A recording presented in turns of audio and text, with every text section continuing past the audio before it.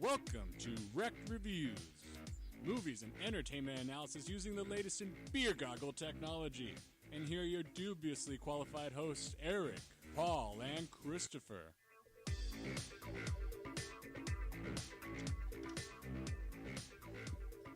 Welcome to REKT Reviews. It's been a while.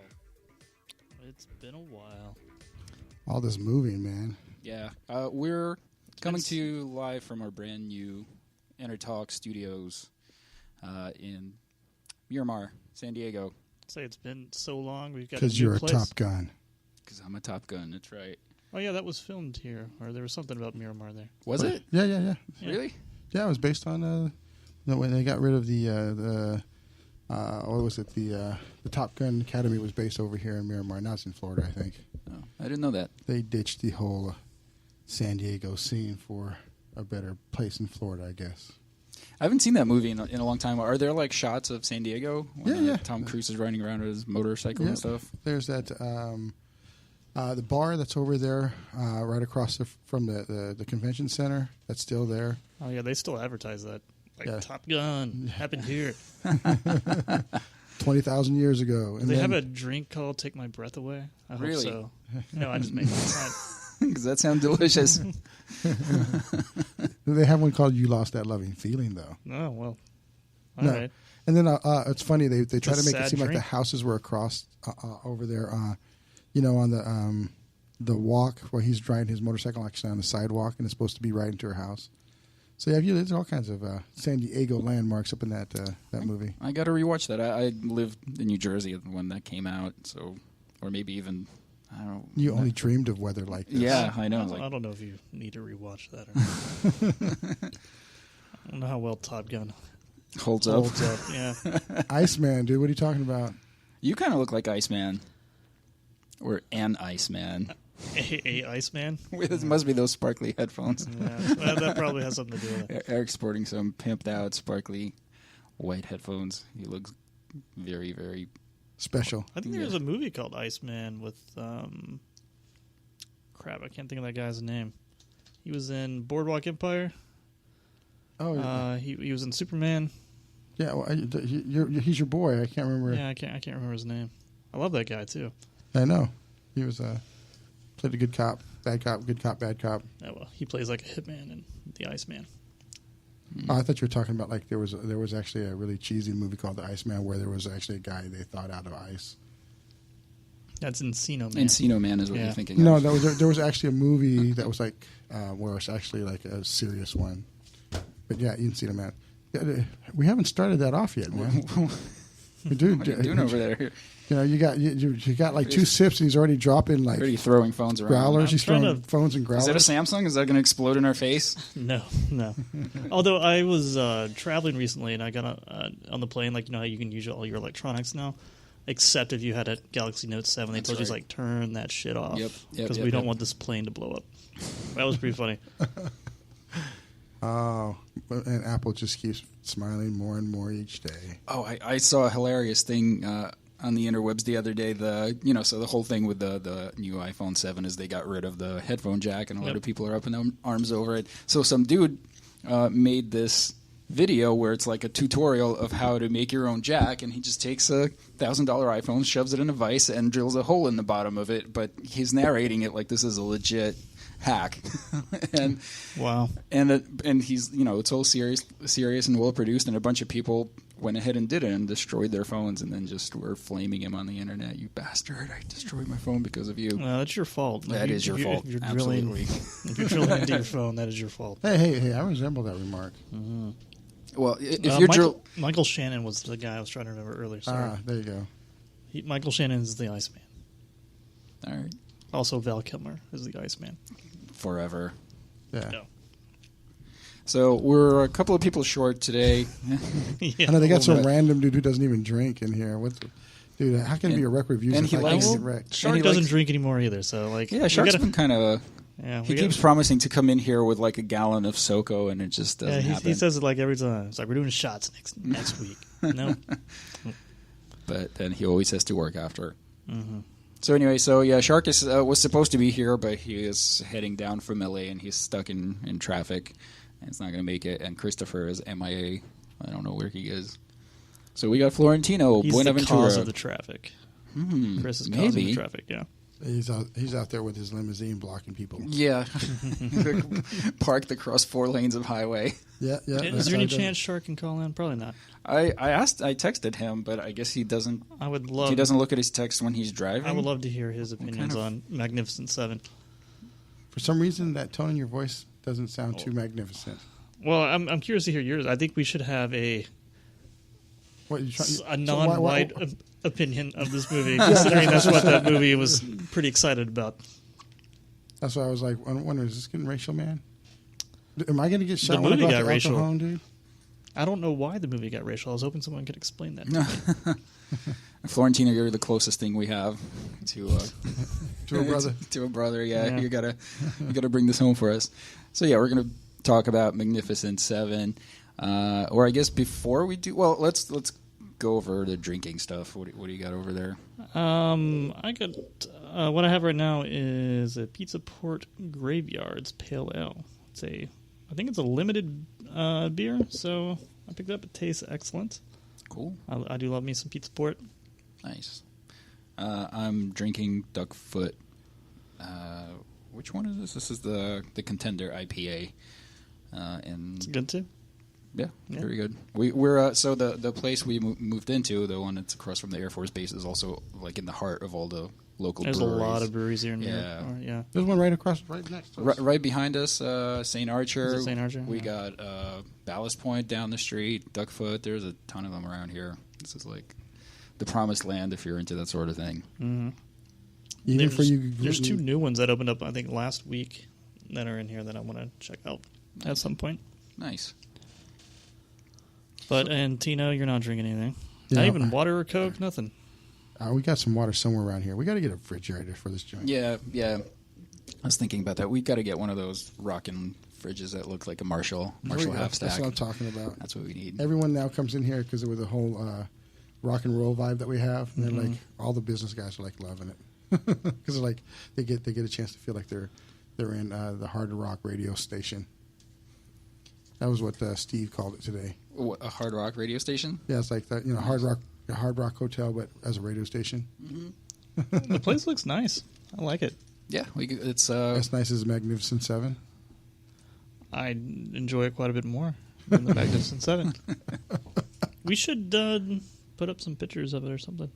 Do you guys have that on the Intertalk website? Yeah, we haven't Okay. taken that's a good pictures idea. of the new studio. Of course, the Yeah. graphics guy had to say that.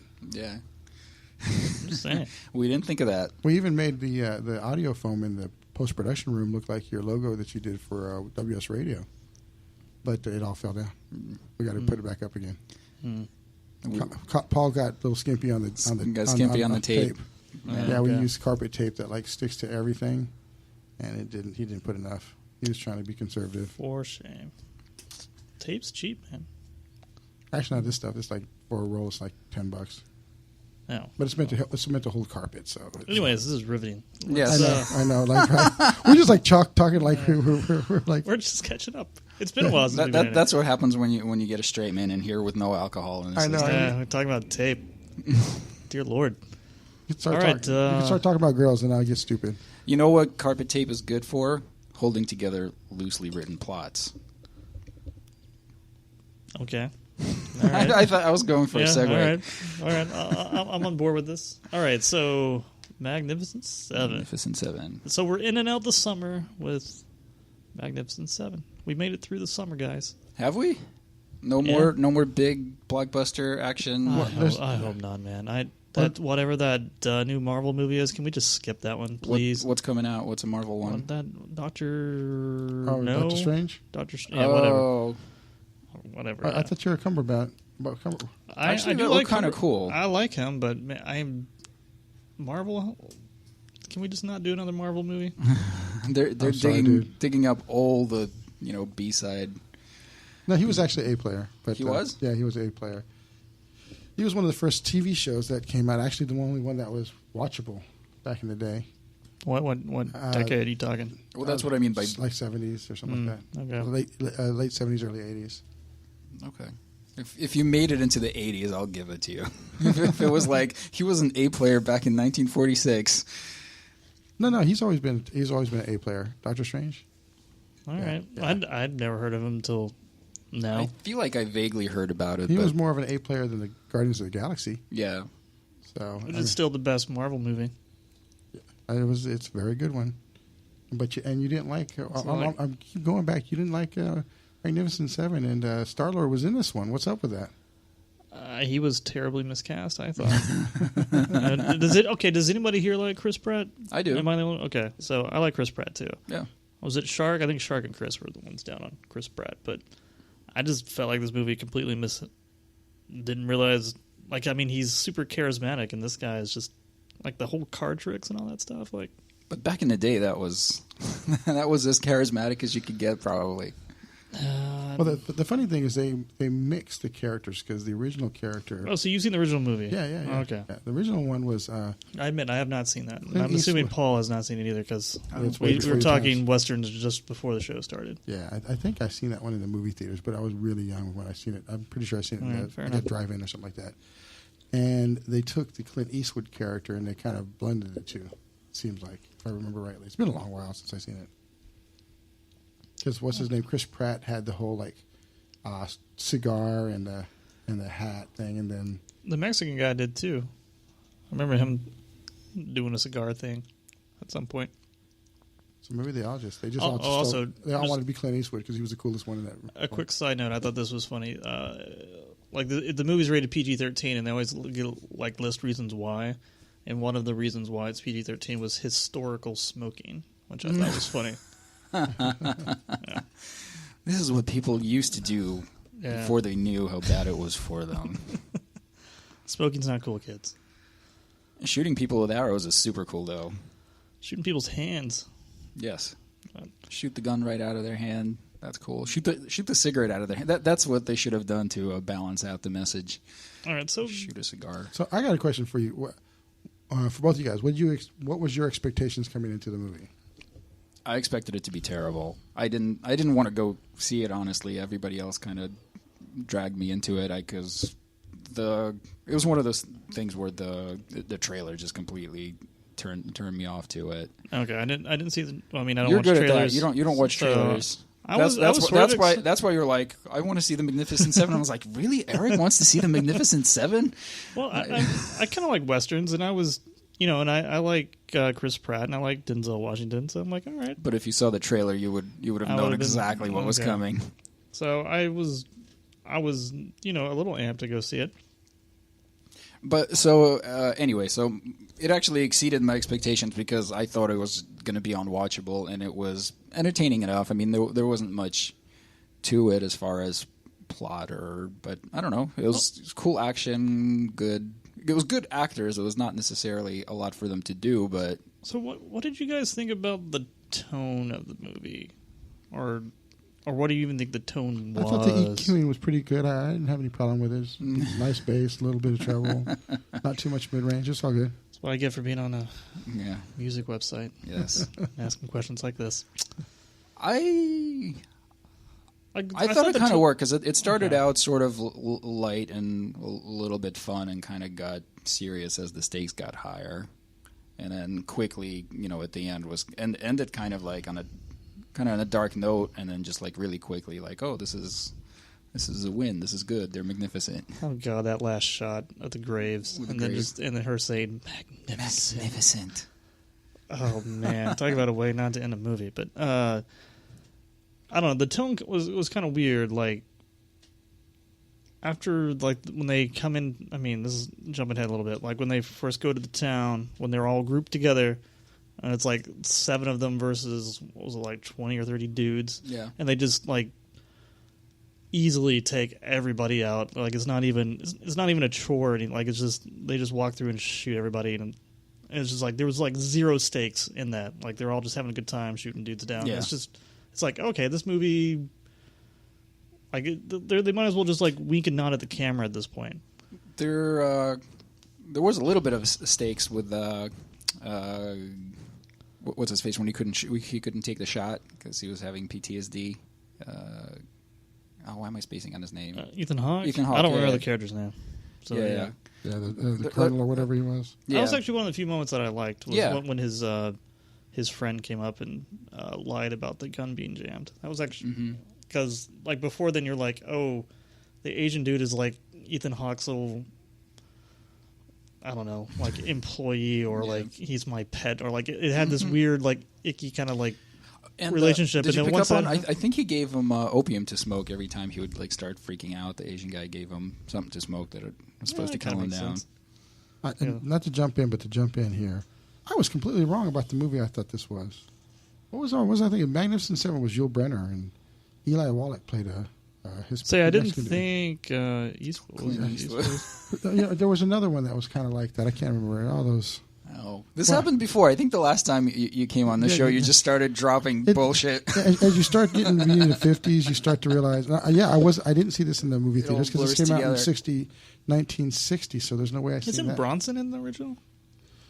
Yes, Charles Bronson, Steve McQueen. Can you imagine what it's going to be like for us in another 20 years trying to recall movies from this era where there's like a million? I'll be having a hard time recalling my lunch that I had that afternoon. Luckily, you have it recorded, and you can go back and listen to your thoughts on it. Yeah. Sadly, all the facts will be wrong because Tino is... What was it, the one I messed up with? I thought somebody fact-checked me. Something about Stallone. Oh, that he directed Rocky. That Stallone directed Rocky. He wrote it. He didn't direct it. Yeah. So I was completely wrong. I just had to check who was in it. But I thought because there was a Clint Eastwood movie that he had the neck thing where he was hung. So that's what I was confusing it with that one. So the guy that directed this did Training Day, which had Denzel and Ethan Hawke in it, and he's done a couple other movies with those actors, I believe. The Equalizer, which had Denzel, and Brooklyn's Finest, which had Ethan. So like, I don't know. I just thought it was weird because here's this director that's worked with these two actors, time and time again, and the two characters are supposed to know each other, but they didn't. I didn't feel like they had any sort of chemistry or. Well, the whole thing there wasn't any sort of like. They felt like they knew each other very well or anything like that. So I thought that was weird. But all right, hold that thought. We're gonna go into a commercial break here. We'll be right back on Intertalk Radio. This is REKT Reviews. We'll talk to you in just a couple of minutes.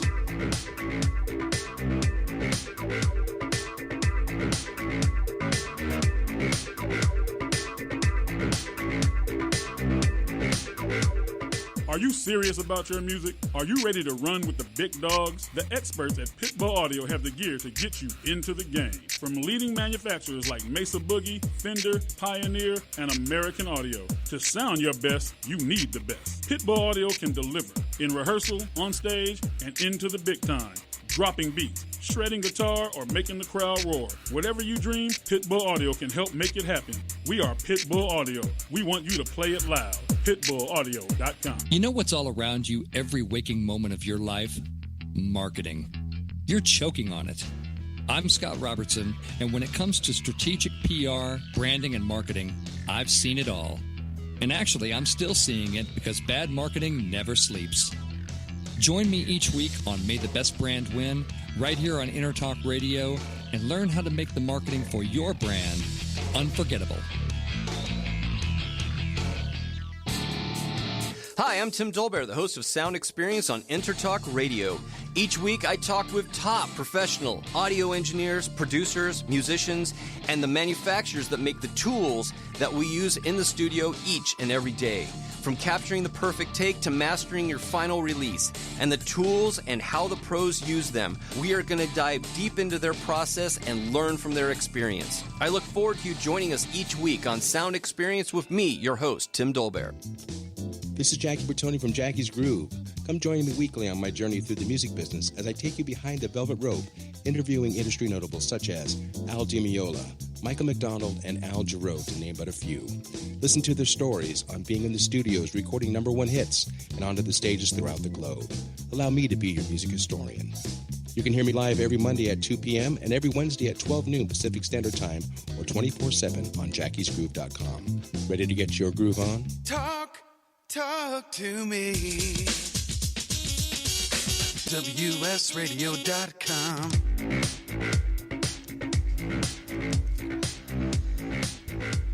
Welcome to REKT Reviews, movies and entertainment analysis using the latest in beer goggle technology. And here are your dubiously qualified hosts, Erik, Paul, and Christopher. Dubiouser and dubiouser with every sip. Oh, by the way, it's Oktoberfest, guys. It's Oktoberfest season. So I'm drinking now. Pumpkin spice. No, I'm latte. No, it's an Oktoberfest beer. It's not a pumpkin beer. There's a big difference. But I'm drinking Firestone's Oktoberfest, and it's pretty good.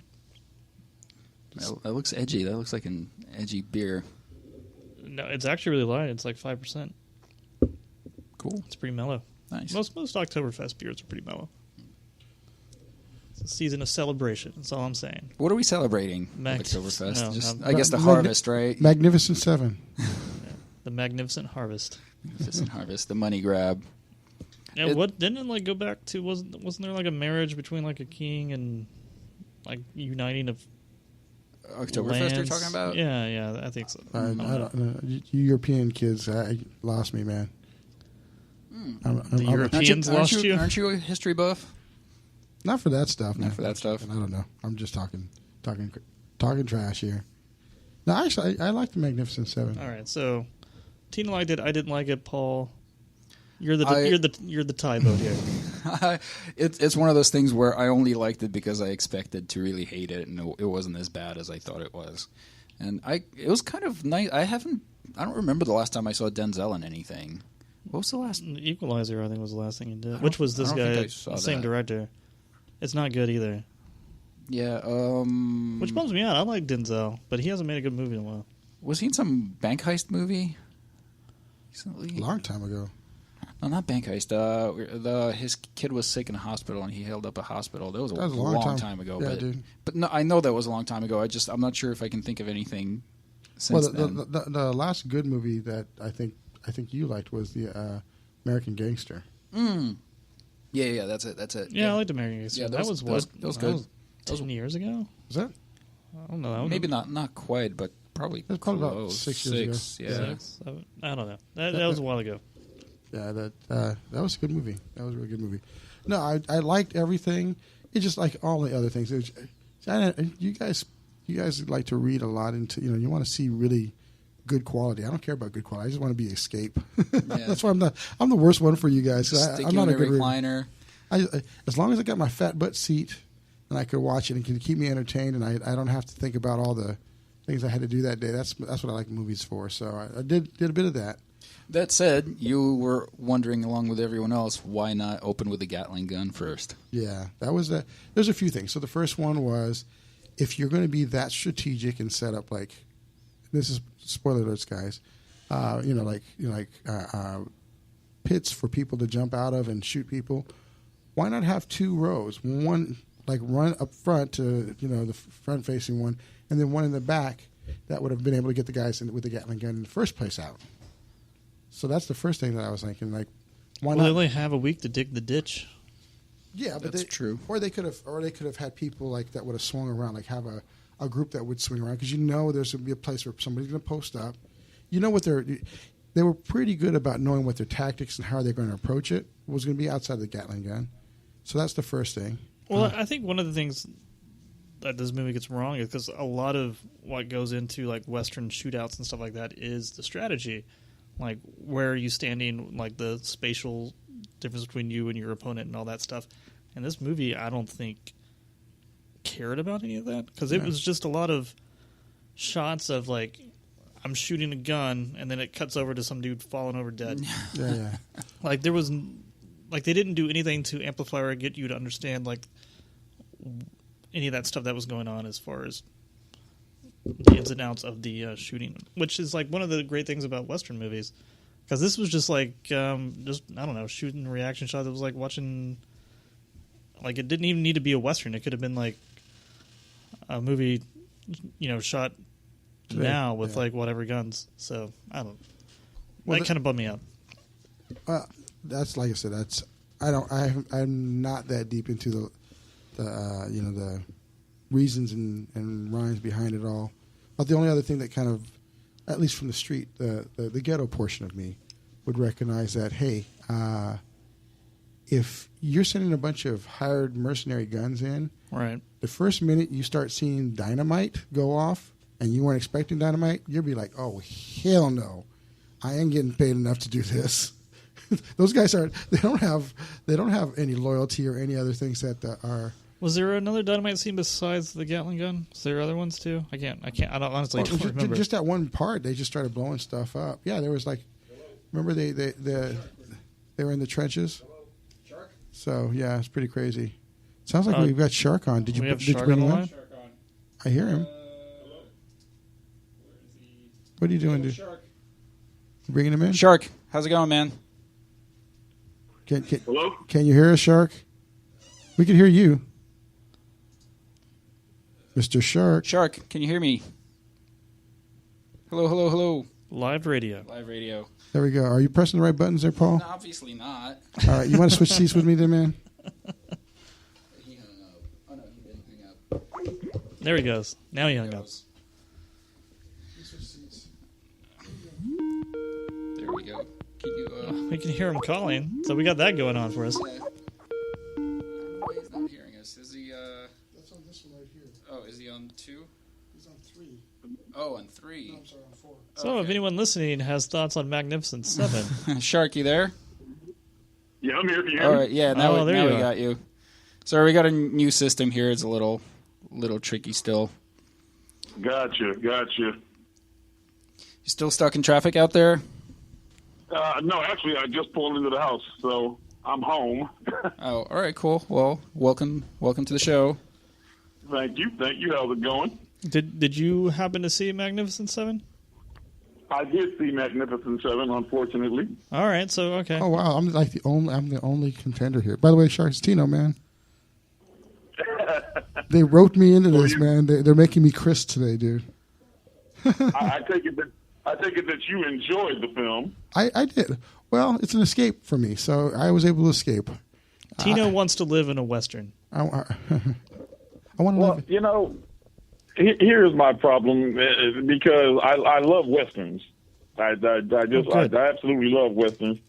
For me, the Outlaw Josie Wells is my favorite, and then, of course, there's Tombstone, but The Magnificent Seven has always been one of my favorite movies. By the way, Shark, just to interrupt you, I came in with incorrect history of movies. I thought Clint Eastwood was in this with the original, so that was my first faux pas. So that obviously disqualifies me as anybody worth listening to about movies. Yeah, Clint Eastwood was definitely not in the original. I think Clint Eastwood was in this one. No, Clint was not in this one. Didn't he direct this one? I think he directed it. Yeah, he directed this one. Like either him or had absolutely Stallone. nothing to do with this film ever. But you know what? Clint's like a Western icon, so I can see where one might make that mistake. You know where I got the mistake from was what movie? You might know better than that. What movie was it where he got hanged and he had the hang mark on his neck that he was that movie was called Hang 'Em High. Oh, Shark dropping science. There we go. I was looking for. I couldn't remember. I thought it might be Hang 'Em High, but I was like, nah. I love that Shark loves Westerns. That's awesome. I never would have pegged you as a Western guy. Westerns are cool as hell. They always have been. Mm-hmm. And then Hang 'Em High. As a matter of fact, he has a classic line where he sees the guy who hung him. And he says, the next time you hang a guy, you better make sure he's dead. Did it bother you how this movie was pretended to be a Western, but wasn't a Western at all? What bothered me about this movie is that Hollywood is really lazy, and all they're doing is doing remakes when there's some movies that just shouldn't be remade. And this is a classic Hollywood. They could have made this just a Western without it being the Magnificent Seven. I think they could have made this in present day, and it wouldn't have changed anything. So if you look at this, if you really take a good look at this movie, first of all, it's like there's only two people in it: Chris Pratt and Denzel Washington. It's like they're the only two people in the movie. Mm-hmm. And what they did is they said, okay, we're going to make a Western. We're going to call it the Magnificent Seven. We're going to get 7 guys. 5 of you don't matter. Denzel, you just be Denzel, and Chris Pratt, you be every character you are in every other movie. And you could even tell that from the trailer. That's one of the things about the trailer is they have these, big extended scenes with Denzel and Chris Pratt in the beginning, and then they just kind of gloss over Indian, the Mexican, you the had Asian. Ethan Hawke, right? Did he not get any play? I didn't even realize he was going to be in this movie from the trailer. It went completely over my head. Yeah, that was definitely a surprise for me. I didn't realize he was in the movie. Did it bother? I want to know why they paid because Ethan Hawke is pretty much an A-list actor. Why would they pay him? I don't know how much he made, but I'm sure it was a good amount for such a small part. Like he was barely in the movie. I think that brother's just looking for a gig, man, dude. I haven't seen him in worked with Somebody a had while. to pay for the gold He's teeth. worked with this director several times, so I think there's some sort of kinship there. I mean, same thing with Denzel. This guy directed. They're both Training Day. Yeah, Training Day, Equalizer, and Brooklyn's Finest. So there's some history between all these guys. Yeah, so it's Denzel Washington is, and he was good in the film. Just because he's a good actor, but you could tell this was not a stretch. They didn't even capitalize on what makes Denzel good. Like he always brings some sort of nobility to all his parts, some sort of you always will root for the guy, and in this character, I don't think they capitalized on anything that Denzel, brings to his parts. I thought he did a little bit. He had a little bit of that. He was sort of like the conscience of the group, where he was.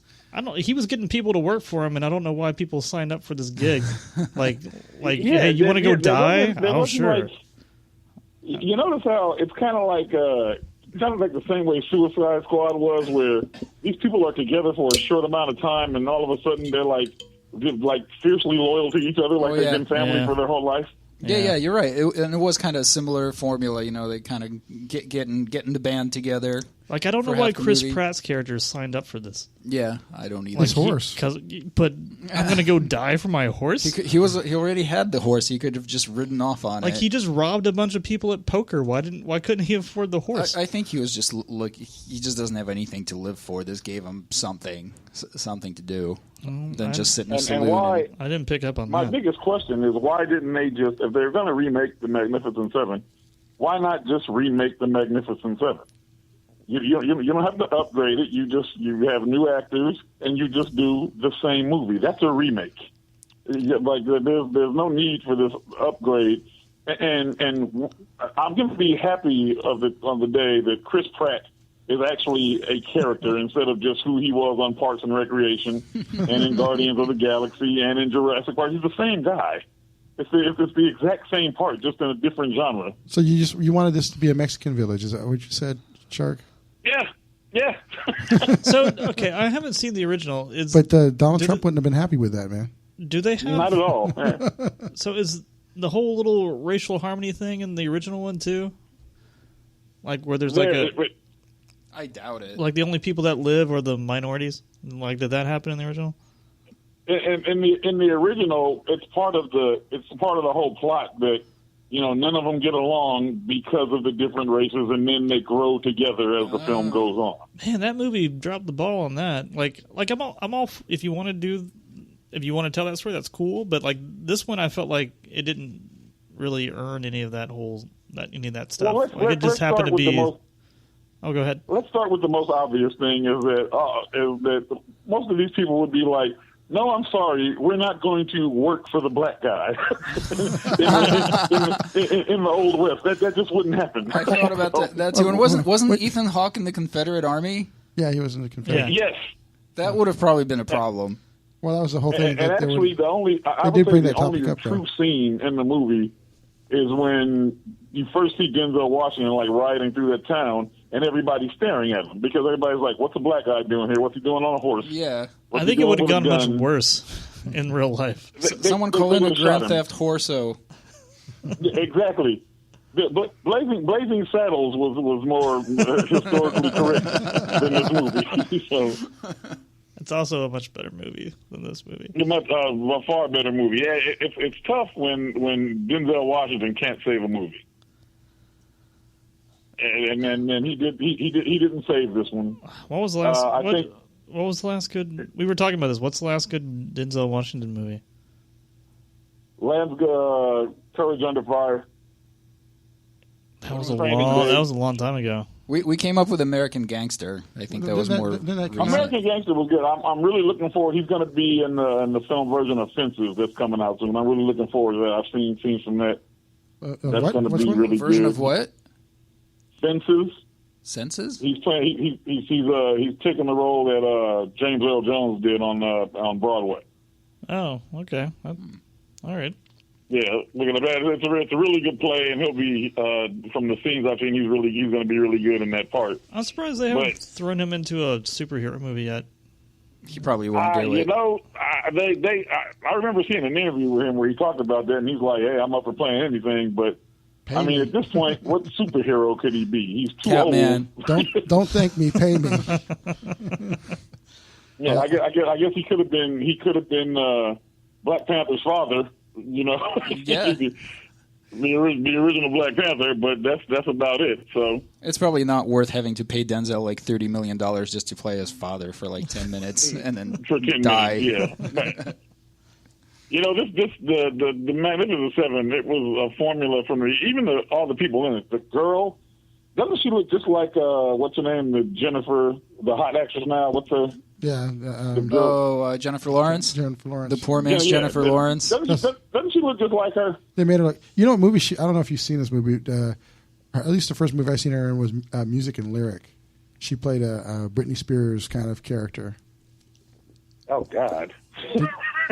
Did you see that movie? No, I haven't seen that. Yeah. I've never seen that one. Yeah, I wouldn't figure you guys would. It's We'll leave it to Tina. It's with Hugh Grant. Yeah. Put it that way. So yeah, they just like everything is like, okay, so you have that. Then you had the Asian guy who they like every action movie has to have like a kung fu guy in it now. You know, do they ever explain how the Asian guy just happens to be in the West? He helped build the railroads. Chinese guys built the railroads back I think there was a throwaway line but about the Chinese guys that built the railroads were workers. They were not gunslingers. and Knife slingers, sir. Knife slingers. Also, why have the knife guy in the bell tower? Like he should have been on the ground fighting dudes. Like, why was he up there being the sniper? That made no sense. Yeah. All of a sudden, he's the sniper when he is like the kung fu knife guy. Hold that thought, Shark. We're actually going into a commercial here. We're going to be back in 2 minutes, so stay on the line. We'll be right back. REKT Reviews on Intertalk Radio. I got you.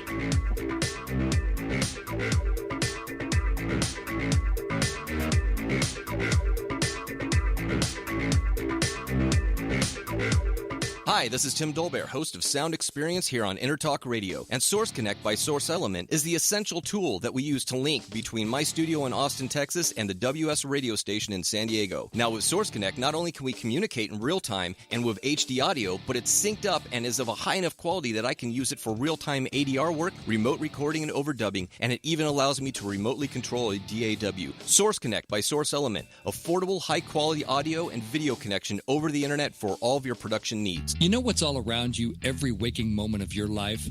Marketing. You're choking on it. I'm Scott Robertson, and when it comes to strategic PR, branding, and marketing, I've seen it all. And actually, I'm still seeing it because bad marketing never sleeps. Join me each week on May the Best Brand Win, right here on Intertalk Radio, and learn how to make the marketing for your brand unforgettable. Make this your vinyl night.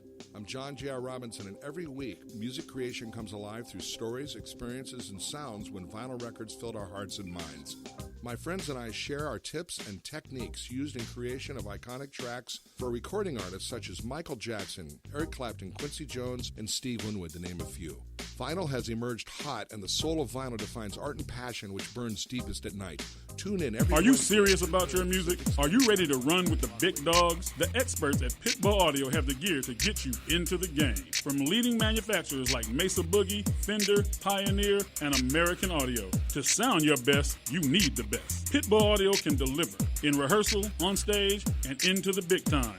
Dropping beats, shredding guitar, or making the crowd roar. Whatever you dream, Pitbull Audio can help make it happen. We are Pitbull Audio. We want you to play it loud. PitbullAudio.com. Talk to me. WSRadio.com.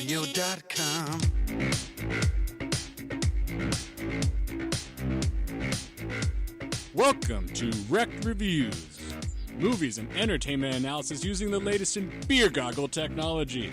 And here are your dubiously qualified hosts, Erik, Paul, and Christopher.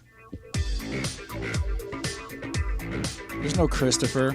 Nope. No, I'm Christopher. But I'm not REKT, though. That's why I keep messing things up. If I got REKT, I might actually get something Yeah, right. man, get some beer into this, man. So, rule number 1 when attacking a town, lead with the Gatling gun. If you have a Gatling gun. Yeah, they got everything else. I'm sure that, Sam Chisholm could have found a Gatling gun somewhere along the way. They had it, but they just didn't use it at first. Well, also moving a Gatling gun takes a lot of work, and I don't think you can, whatever, Denzel Washington's timeline where he's like, it takes 3 days for the writer to run, 1 day to round up the dudes. It's like, you can't do that with a Gatling gun. Really? Why is that such a big deal? It's a huge ordeal to, it weighs 1 billion tons. And then you got all the ammo. It was probably already mounted on there. It's just on a carriage. And he's right. How tough is the supervillains evil army when they get beat by a town full of old guys with pitchforks and women and children? Well, there's just seven guys who are the top of the line killers. Well, my thing was, as hood rats go, having spent a little time there, if you got somebody of a nefarious character and they start seeing shit blown up with dynamite and stuff like that, and people getting your team just falling down like flies, you're gonna go, hey, I'm not getting paid enough for this. I'm done.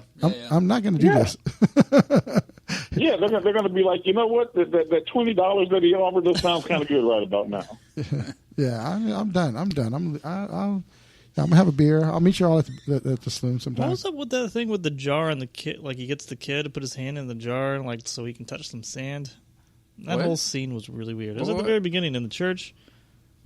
Skarsgård got the kid. Yeah, I didn't get that. You know what it is? It's all part of the formula where it's kind of like a Bond villain, where it seems like he's evil just for the sake of being evil for no reason. Just like he's just overly evil. I understand that he's a land baron and he's gonna steal their land and get rich off of that, but you don't have to be that mean. It was just really silly. It didn't make any sense. I don't know. He was super over the top at the very beginning of the movie, saying that that sets the tone for the movie. Then I don't know. It seemed very silly at the very beginning, and then the movie through the entire time didn't have a sense of humor at all. So I don't know. What they need. They tried. They really tried with Chris Pratt, where he's trying to be funny through the whole movie, and it just kind of set it in the wrong direction. It was just kind of stupid. Well, what they needed was a short, fat dude that would talk gibberish, and then a really tall one that didn't have a clue, like they do in every formula. Star Wars and Seven Samurai. That's another thing. I don't like Chris Pratt. He's annoying to me. But Paul is Chris Pratt, man. What do you like, Paul? Yeah, everybody seems to like him, on that show Parks and Rec. And I was like, oh, he's the greatest character. I'm like, he's just dumb. I can understand when you have a dumb character, but they make him too dumb. And then, in every other movie, even Guardians of the Galaxy, which is a movie I actually like, they make him too charming. You know what I mean? Where anything he says, people are just melt. It's kind of stupid to me. I like Chris Pratt. He's a pretty charismatic guy. Erik melts. He's melting right now a little bit. Yeah. I would have followed him in his Velociraptors anywhere. Let me tell you. Yeah, exactly. His trained Velociraptors, and in this one, he's a magician, or the trick cards and all that. And I just, oh my gosh. Okay, when the two guys had him at gunpoint and he does the card trick, I thought he shot the wrong guy. He's like, shoot the asshole guy. Don't shoot the guy that's into the card trick. I don't know. Well, see, I find myself sitting through scenes like that going, as soon as he pulls the cards out, I'm going to shoot him. Because why am I going to sit here and play games with the gunslinger guy who's doing card tricks? I'm just going to shoot him and take all my money back. Well, none of that made any sense. The other guy did say that he was super into card tricks. Yeah, that was his one weak spot. You know how I love card tricks.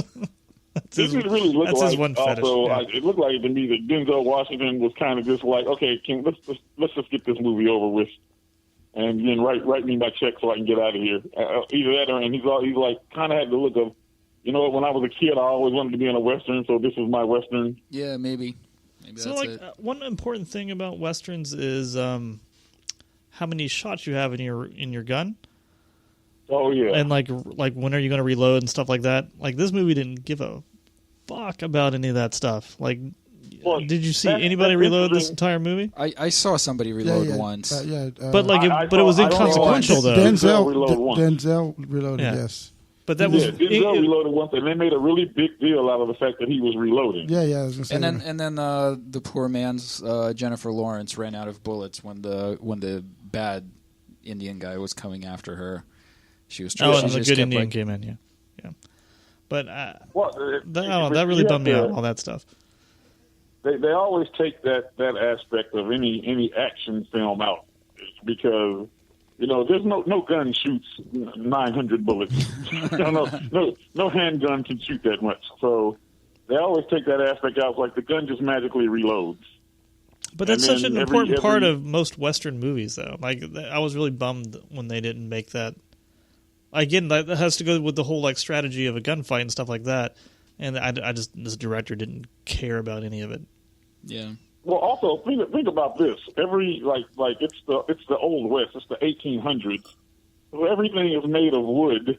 But they, like a Michael Bay movie, they made everything is made out of explodium. If you shoot at a building, it's going to explode. It was like bad CG explosions too, like the whole like Chris Pratt death scene. Yeah, it was not good CG. That was fake looking. It was a fake looking CG explosion. Yeah.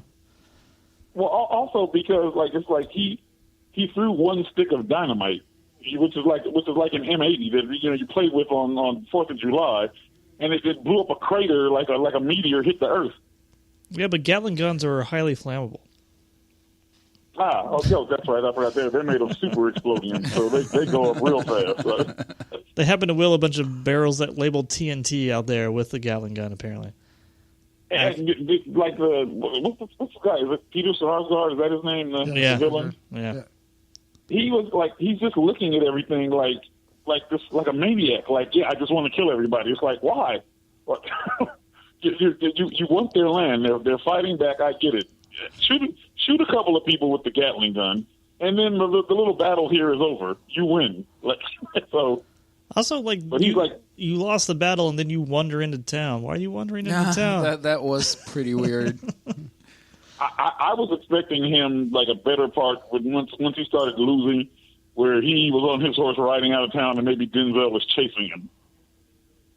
Probably would have been better than him, you know. And doesn't he seem a little young? Like the whole thing was that he killed Denzel's mother and raped his sisters or something like that. Doesn't he seem like he's a lot younger than Denzel Washington?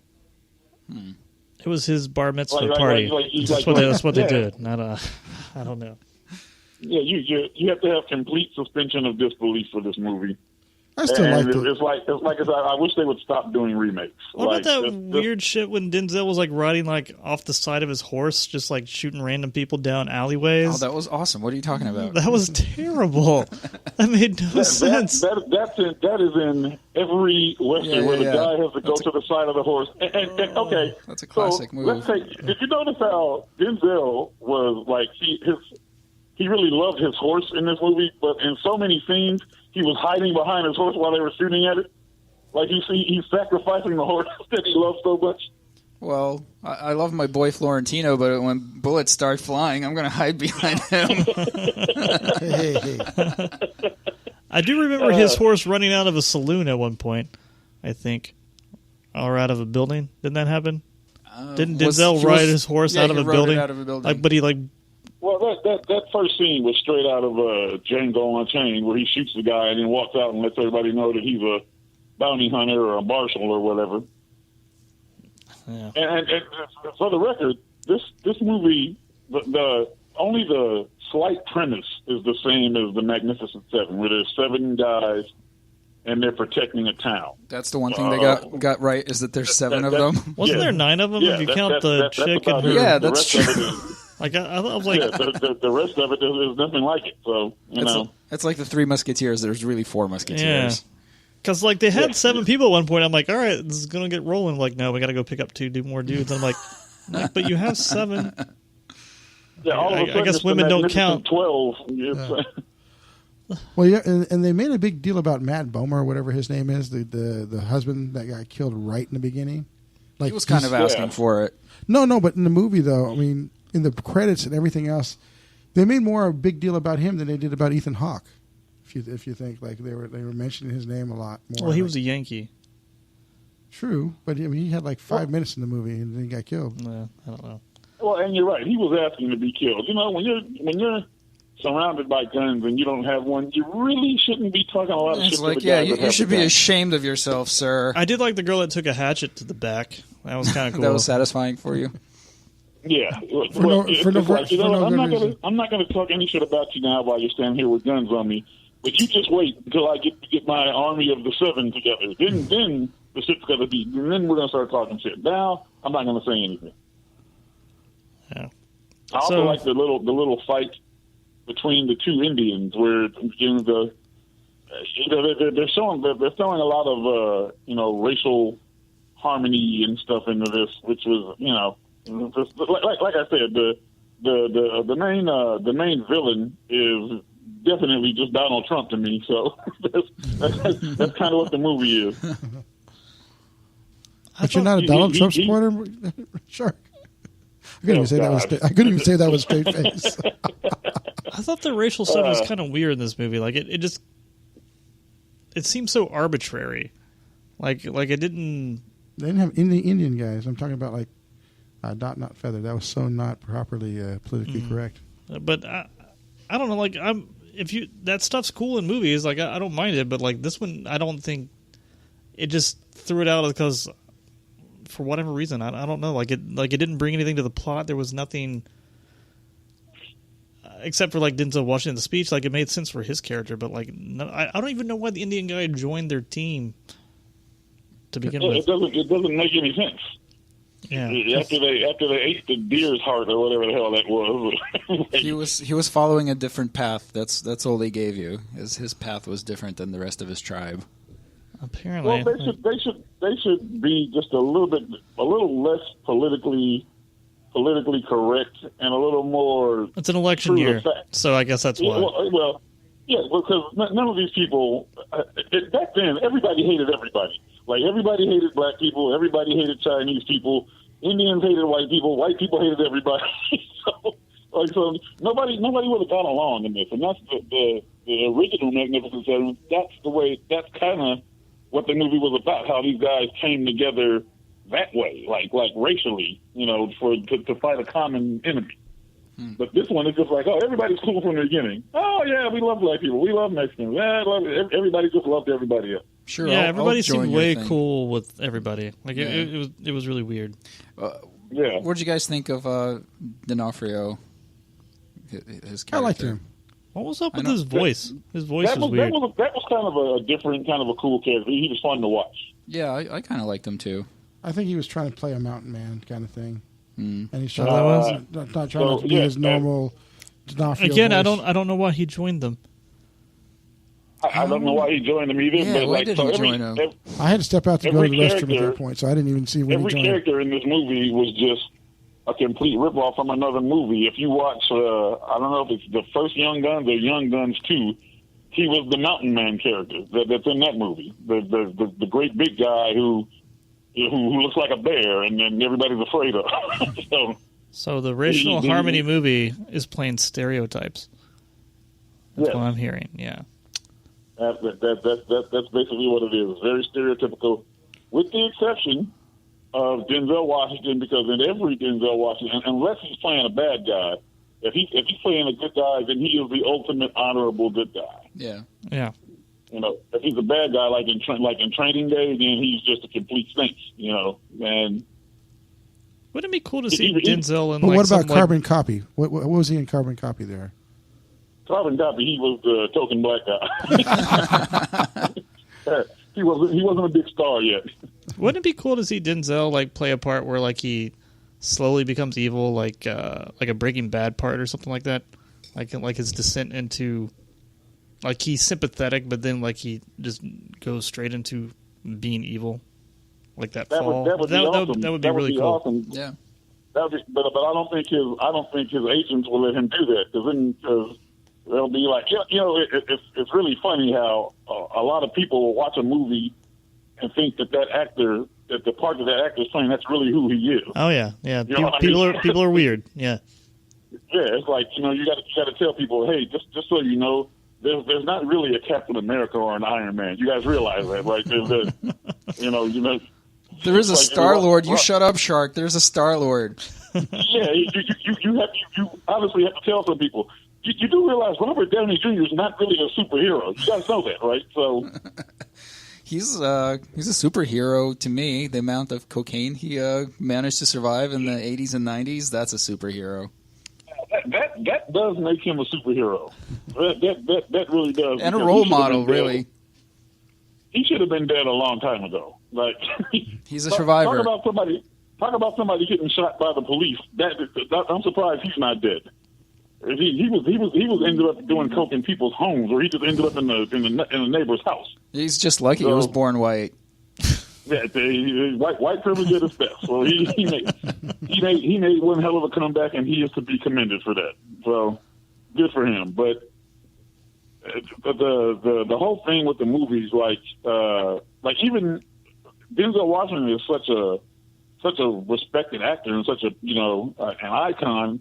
Even in Training Day, where he's this really, really bad guy, they try to make him a little bit of a good figure. Like when he's talking to his son, like he really cares about his son and stuff like that. And then you get the idea that it's the job itself that made him a bad guy. Like he started out a good cop, now he's a corrupt cop, sort of thing. Instead of he's just a. Yeah, I would like to see him do something else for a change. It would be really cool. We're almost out of time, Shark. Thanks for calling in. We're glad you made it in spirit. Hey, well, I'm always thinking about you guys. I'm always somewhere around. So always surrounded by Shark. So really quick, Tino, thumbs up. Erik, thumbs down. Yeah. Me, thumbs sideways. And Shark? Thumbs absolutely down. Absolutely down. All right. I guess that's that. We'll talk to you guys next time. I think next time we're going to try and review War Dogs with possibly a very, very special guest. So stay tuned for that. This has been REKT Reviews on Intertalk Radio. We'll talk to you next time. Peace. Bye.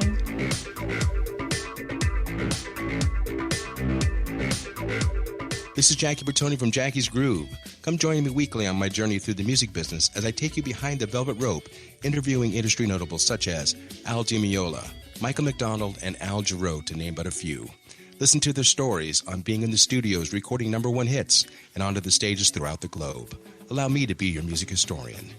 You can hear me live every Monday at 2 p.m. and every Wednesday at 12 noon Pacific Standard Time or 24/7 on jackiesgroove.com.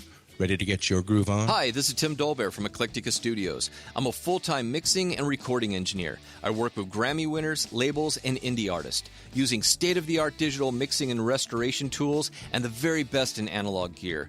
Really, though, it's my ability to bring tracks to life and fulfill your vision for your music. This has made me sought after by producers and artists worldwide. So spend your time working on music and not chasing a mix down a rabbit hole.